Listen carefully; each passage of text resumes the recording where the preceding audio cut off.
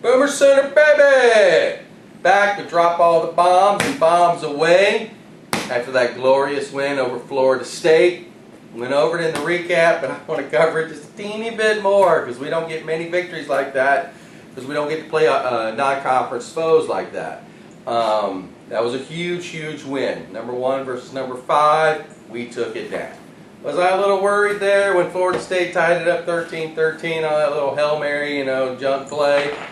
No, of course not. Yeah, of course we were a little worried. We got to be honest with ourselves. You know what? Because we've heard all the things about, oh, you can't win on the road, the big game, Bob can't win, all that crap. So it was nice to see Landry Jones step up, and Ryan Broyles, which even though he didn't get a touchdown, I think that he's still in the Heisman race. Landry's still in the Heisman race. I mean, albeit they're not in the top 3 right now.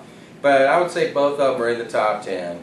And depending on how the season plays out, one or the other is going to get an invite to New York. And I've never done the study on top 5 finishes for OU Heisman, besides the winners, but it'll be interesting to see how many finalists we've had as well. So to see OU come back like they did and see that defense play like it did. The defense was outstanding last week. Besides the little, play for Florida State, they pretty much shut them down. Well, they had 27 yards on 27 carries, and or 26 carries or whatever it was. That's awesome defense. That's shutting them down. It's funny because I was listening to the Austin radio station today bragging about how Texas held UCLA to less than 150 yards. And that was such an accomplishment and so forth. And I was like, are you kidding me? We just held the top 5 team in the nation to 27 yards and 26 carries on their home turf. So we all probably heard the news. Garrett Gilbert, decided he needed surgery on his shoulder. Also known as, I'm going to transfer out of here and I want a medical red shirt. That's what that means. So he basically gave Mac Brown, the big FU. I'm done. So Garrett Gilbert is out, so there's no way he can step on the field against OU and get thrashed coming up in October. Fine. So what does that mean for Texas? That means they got 2 quarterbacks now that are scholarship quarterbacks on the entire team, Case and Ash, and that's it. So I'll be interested to see. They have a bye week this week, but I'll be interested to see how much they use both of them now at the same time. Because if one of them gets dinged up, you got just the one. So they both could get dinged up in the same game, and then they got some guy, Joe Bob Cooperhead or something, it's going to be a walk-on that's got to come in and take some snaps. That'll be fun. So we'll have to keep an eye on that with the Case-Ash situation. But Texas, like I said, has a bye week. The word here is it's like the the Sunshine Pumpers, they're 3-0. Texas is on the way to winning the Big 12. The realists here, the real Longhorns, are actually saying, we were 3-0 last year. We beat nobody, and then we got into conference and we sucked, and it went downhill, so forth. So we'll see what happens with that, but that'll be next week. Big games this coming week. Dan, I missed my upset special again. I had Navy over South Carolina. All 3 of them they've covered, and I'd have won some money if I'd have bet on my upset, but they didn't actually win the game, and here on this show, I'm predicting the actual upset. Navy lost, by 3 points or 4 points, whatever it was. Had the ball at the end of the game, just couldn't get the score. So, and that would have been a big win because that was Navy at South Carolina. But I went ahead and said Navy would take it, and they almost did.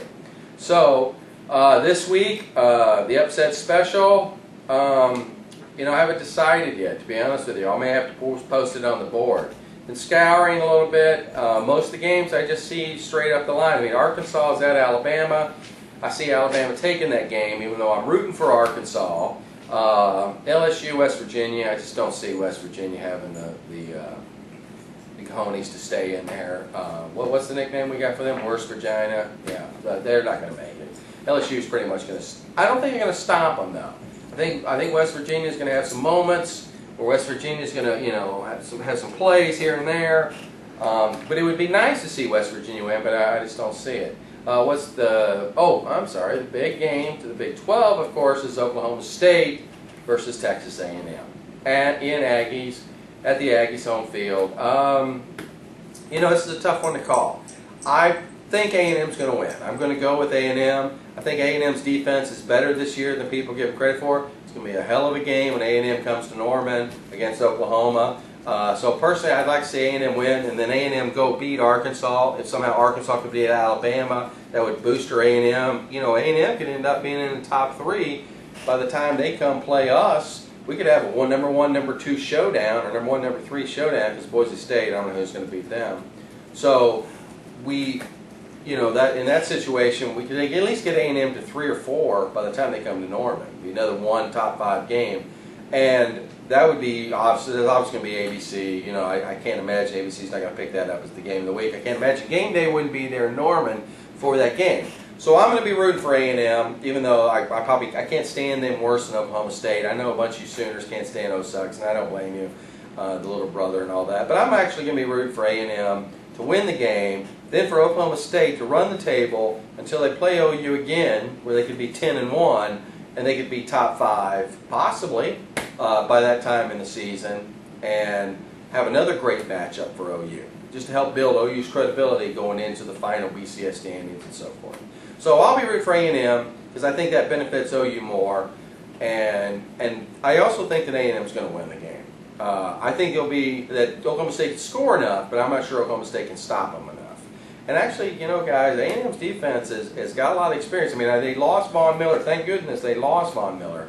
But they look pretty good right now. So I'm going to have to go with A&M. Let me see, another big game that's coming up in there. Oh, yeah, Missouri at Oklahoma. Okay, well, let's talk about this for a second. Missouri beat our butt last year. A lot of mistakes, Landry Jones and so forth. We kind of gave the game away. But I don't really believe that you give it away sometimes as much as the other team takes it. And they took advantage of Landry's mistakes, and they beat us by 9 up in Columbia. And as I told you last year, that was the one game that I was really worried about for OU, was that game against Missouri. It happened. We had our chances. We didn't capitalize on them.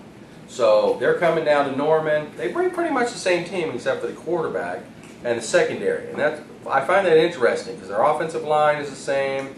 Their defensive ends, they lost one or whatever, but the defensive line is pretty much the same. The linebackers are the same. But the secondary had a complete overhaul, and obviously they have a new quarterback. We've seen the new quarterback play, not in that scrimmage against Western Illinois, but against Arizona State. Got to admit, at times he looked pretty good. At times he looked kind of shaky. But he definitely, he's a big kid, and he looked better than I thought he would. And I think he's going to be in for an awakening coming to Norman. But our defense has got to keep playing the way it's been playing. And we got to play physical because Missouri's going to have to rely on running the ball some and throwing it to the tight end. And so we need to take them out of their game, but it's going to be harder than we think. I still think Missouri's going to score 20 at least, 20 points. I'd like to be wrong.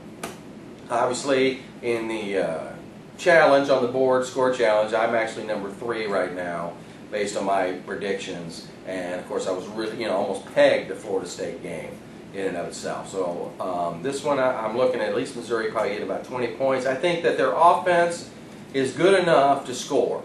I just don't think they're going to score more than 20.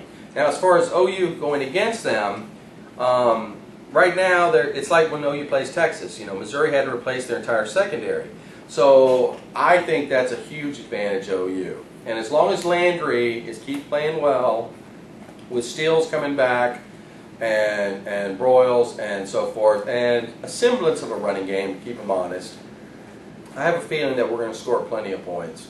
If I was to predict right now, I'd say OU wins 33-20. And that's probably going to be my prediction, my final prediction when I'm on the board. Not sure yet. Obviously, last week I had a bigger prediction about the Florida State game here, but my prediction on the board was a little bit less than that. Because in the end, I felt like it was going to be a defensive struggle. I thought as much time as Florida State spent watching the film on us, and as much time as we spent watching the film on E.J. Manuel and so forth, that it was going to end up being a defensive game, kind of like the Florida OU game and the bowl game. And sure enough, it was. And hats off, like I said, Florida State. They were well coached. Mark Stoops, he looks like another winner. And he did a great job. But in the end, OU was just a little bit too much. But that brings us to another huge game, Florida State versus Clemson, And Florida State's got to go to Clemson. So that is going to be a tough game for Florida State to get back up, hit on the road after losing that game. We're all going to be rooting for Florida State. We need Florida State to go, 11-1 and actually win the ACC championship for us, for OU, because of the BCS points. Because what